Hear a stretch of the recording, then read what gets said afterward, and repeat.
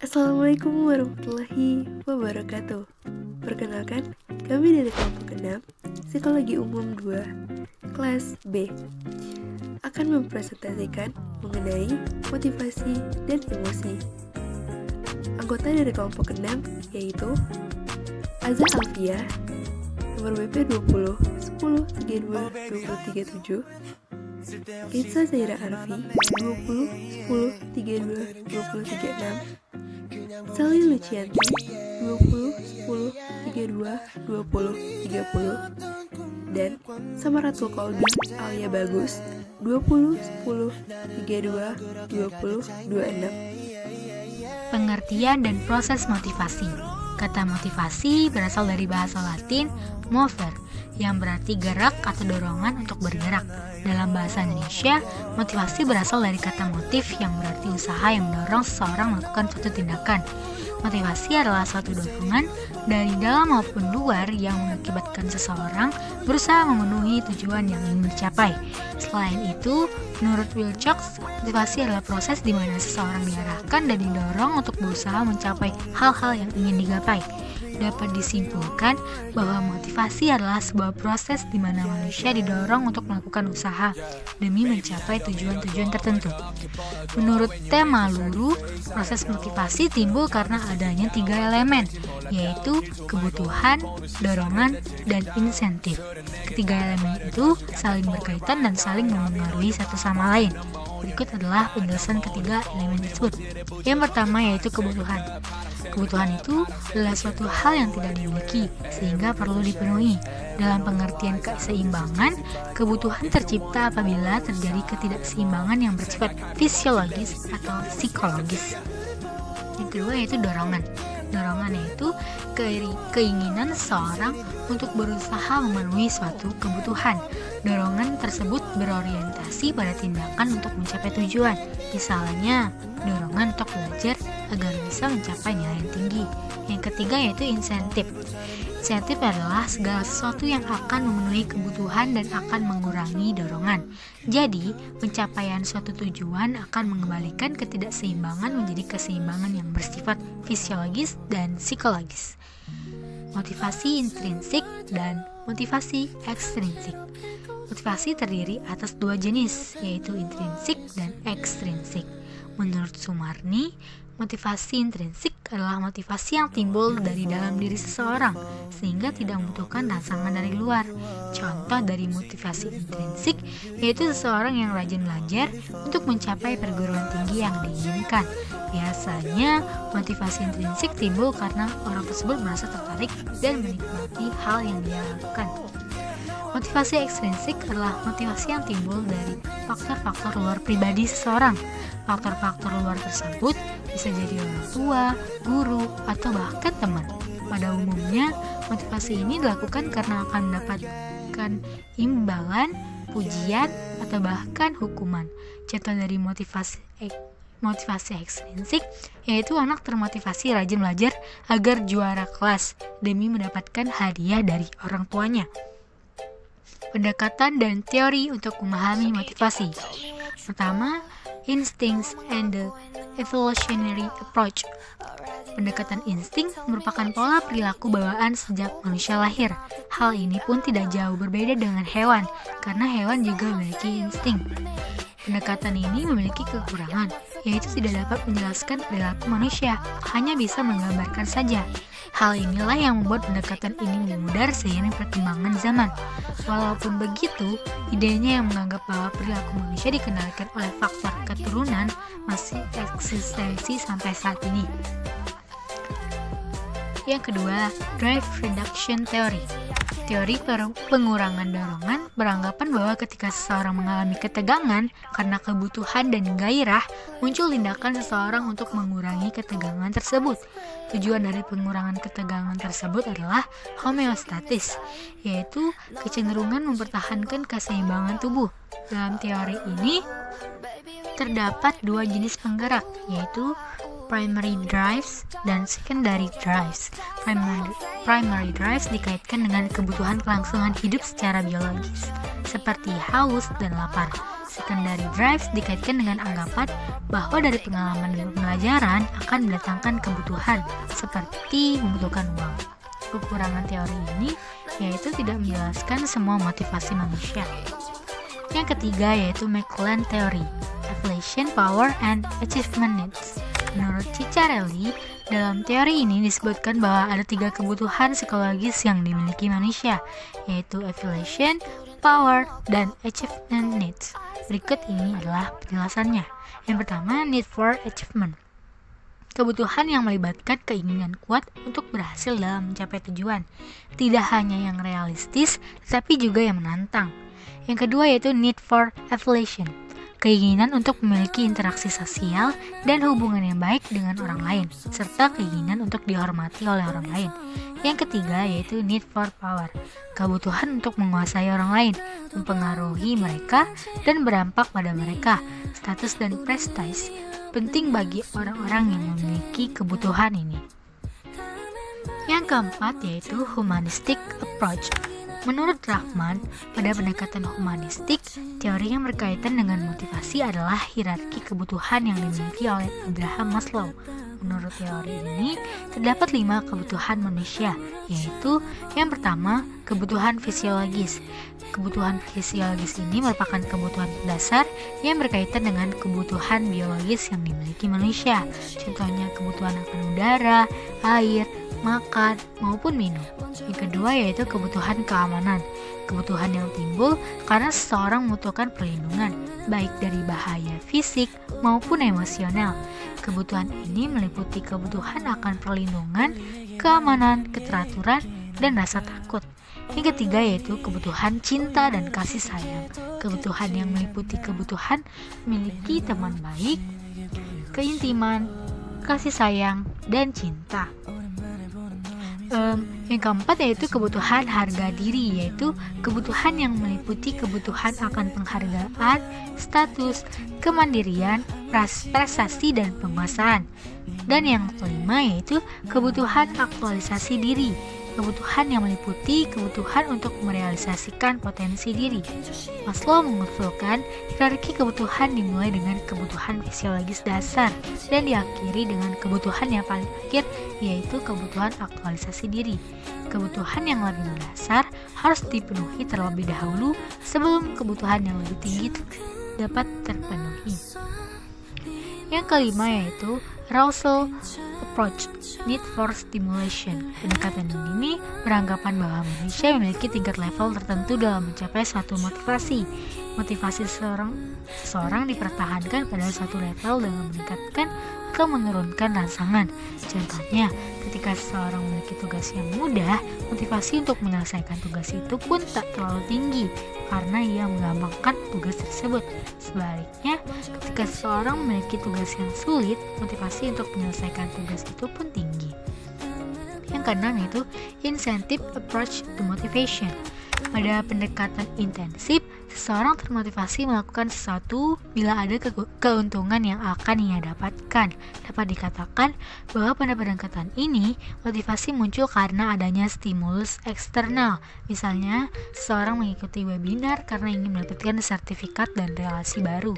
Contoh yang lain yaitu seseorang yang malas belajar tiba-tiba rajin belajar karena termotivasi untuk juara kelas karena akan mendapatkan hadiah dari orang tuanya. Pengertian emosi.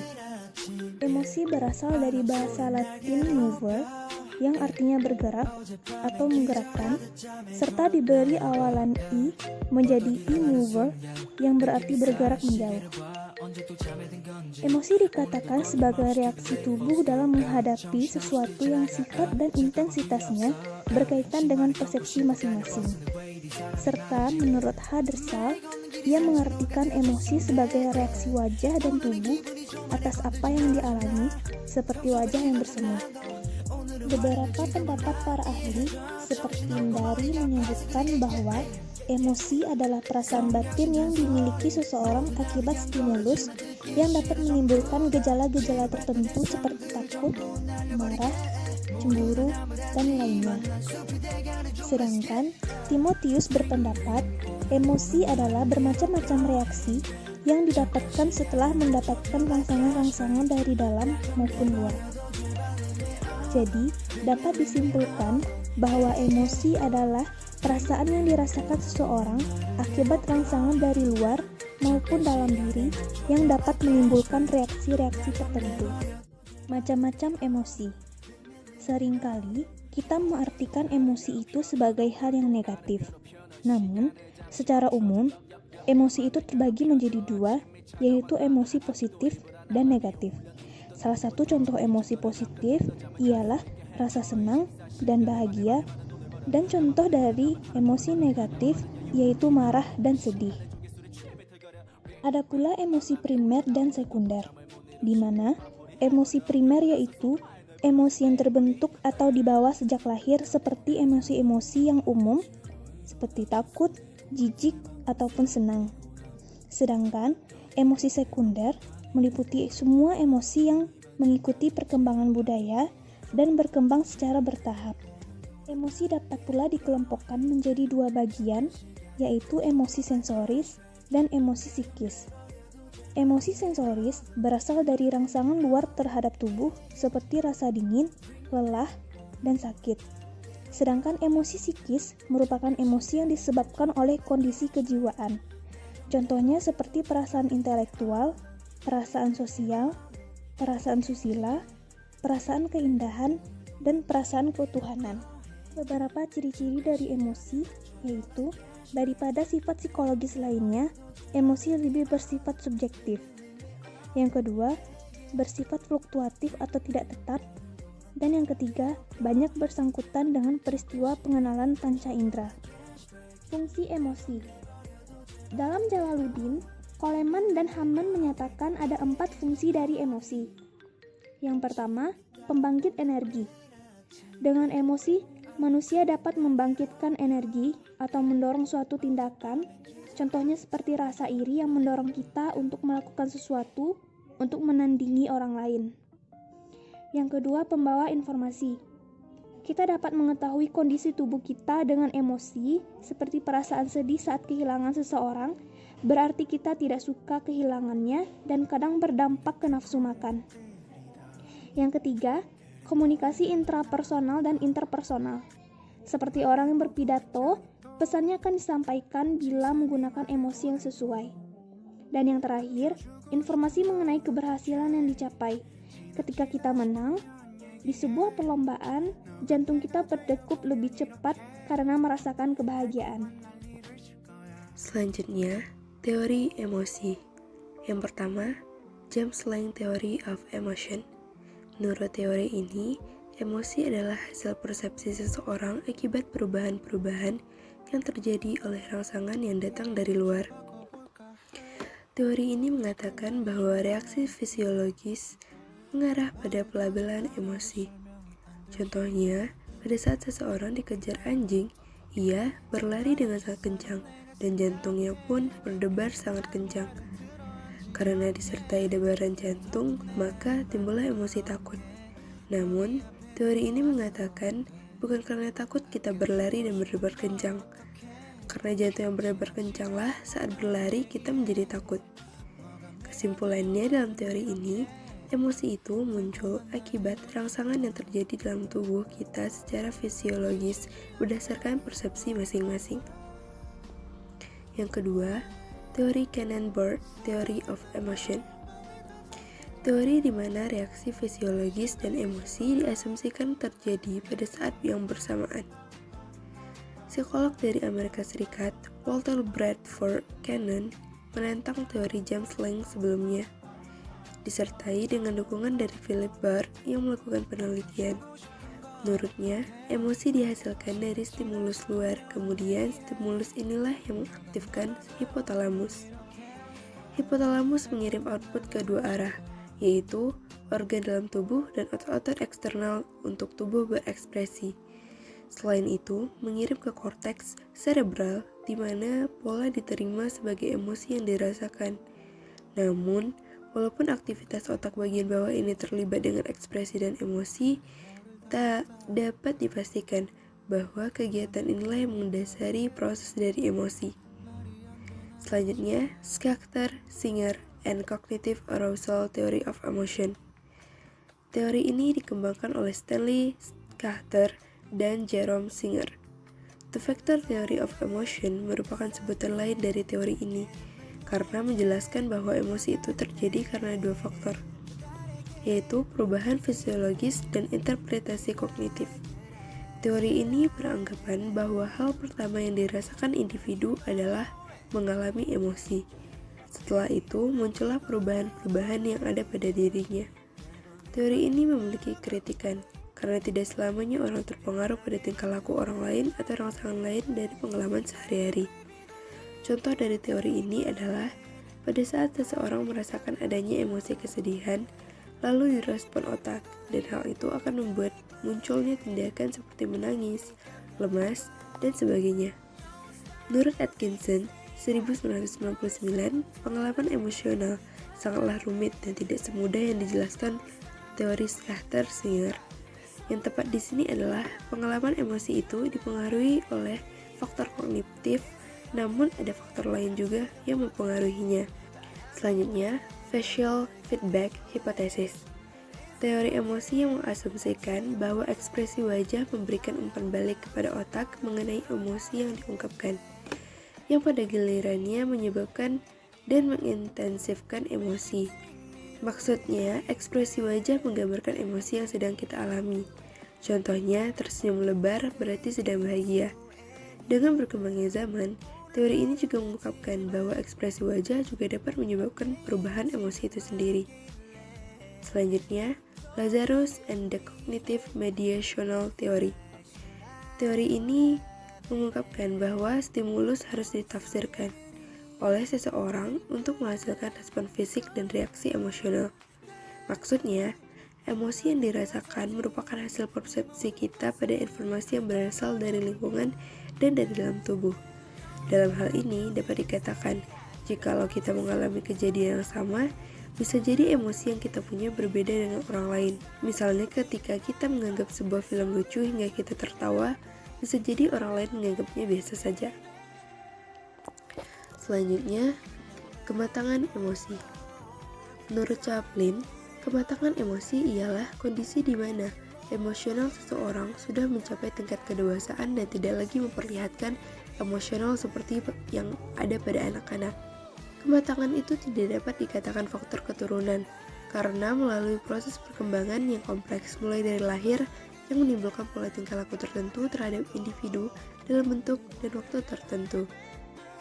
Kematangan dapat diartikan sebagai hasil dari perkembangan fisik dan psikis yang sebagiannya dipengaruhi proses psikologis, sebagian hasil pertumbuhan dan perkembangan serta pembelajaran, dan sebagiannya lagi merupakan hasil dari kebudayaan yang ada di sekitarnya.